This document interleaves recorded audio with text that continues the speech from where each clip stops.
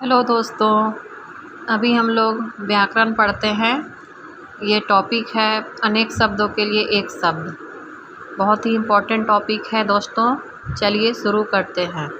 जिसके पानी मतलब हाथ होता है, यानी जिसके पानी में चक्र है उसे चक्रपाणी। चक्रपाणी किसे कहते हैं? विष्णु जी को बोलते हैं। जिसके पानी में वज्र है, वज्रपाणी यानी इंद्र जी को। जिसके पानी में वीणा है, वीणा पानी सरस्वती को बोलते हैं। जिसके 4 भुजाएं हैं, चतुर्भुज। जिसके 10 आनन हैं, दशानन यानी रावण। जिसके आने की तिथि मालूम न हो यानी अतिथि। जिसके शेखर पर चंद्र हो, चंद्रशेखर यानी शिव जी के ऊपर चंद्रमा लगा हुआ रहता है। जिसके समान द्वितीय नहीं हो, जिसके समान द्वितीय नहीं है यानी अद्वितीय। जिसके पार देखा जा सके, पारदर्शक। जिसके पार देखा न जा सके, अपारदर्शक। जिसके हृदय में ममता नहीं है उसको निर्मम बोलते हैं, निर्मम। जिसके हृदय में दया नहीं है, निर्दय बोलते हैं।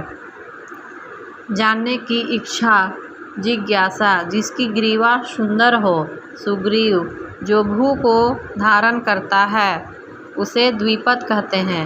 जिसके 2 पद पैर हैं उसे सर्वशक्ति। जिसके 2 पद पैर हैं यानी उसको द्विपद बोलते हैं। और जो भू को धारण करता है, ये गलत बोल दिए थे, इसको भूधर बोलते हैं। और जिसके 2 पद पैर है उसे द्विपद कहते हैं। जो सर्वशक्ति संपन्न है, सर्वशक्तिमान। जिसके 4 पद हैं, चतुष्पद। जिसका कोई नाथ न हो, अनाथ। जिसे भय नहीं है उसे निर्भीक या निर्भय बोलते हैं। जिसे ईश्वर या वेद में विश्वास नहीं है उसे नास्तिक। और जिसे ईश्वर या वेद में विश्वास है उसे आस्तिक बोलते हैं। 2 बार जन्म लेने वाला उसको द्विज बोलते हैं। जिसका कोई शत्रु नहीं जन्मा है उसे अजात शत्रु बोलते हैं। जिसका पति यानी धव मर गया है उसे विधवा बोलते हैं। और जिसका पति जीवित यानी साथ में है उसे सधवा बोलते हैं। जल में जन्मने वाला उसे जलज बोलते हैं। अंडे से जन्मने वाला उसे अंडज बोलते हैं। जिसका जन्म अनु यानी पीछे हुआ हो उसे अनुज बोलते हैं। जिसका जन्म अग्र मतलब पहले हुआ हो उसे अग्रज बोलते हैं।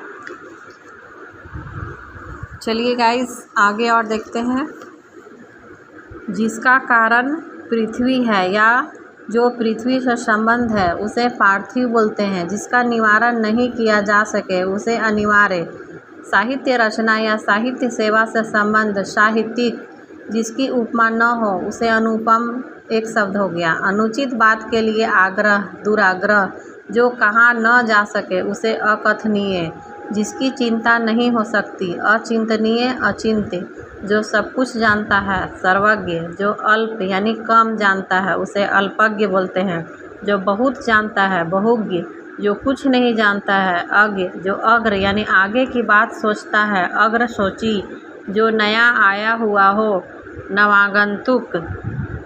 जो भू के गर्भ यानी भीतर का हाल जानता हो, भूगर्भवेत्ता। बीता हुआ, अतीत। स्वेद से उत्पन्न होने वाला, स्वदेज।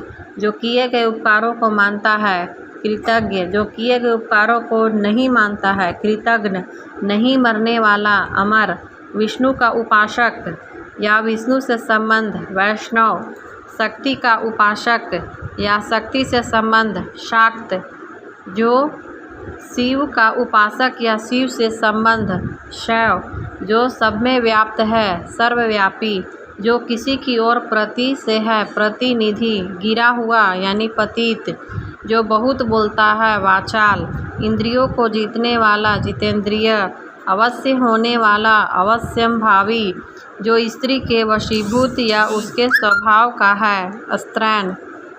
जो युद्ध में स्थिर रहता है, युधिष्ठिर। जो कर्तव्य से च्युत हो गया है उसे कर्तव्यच्युत बोलते हैं। जो क्षमा पाने लायक है, क्षम्य। जो बात यानी वर्णन के अतीत बाहर है, वर्णातीत। जो स्त्री सूर्य भी न देख सके उसे असूर्य पश्या बोलते हैं। जो अत्यंत कष्ट से निवारित किया जा सके, दुर्निवार प्रयास करने वाला यानी विदेश में प्रवासी। थैंक यू गाइस, ये बहुत इम्पोर्टेंट टॉपिक है।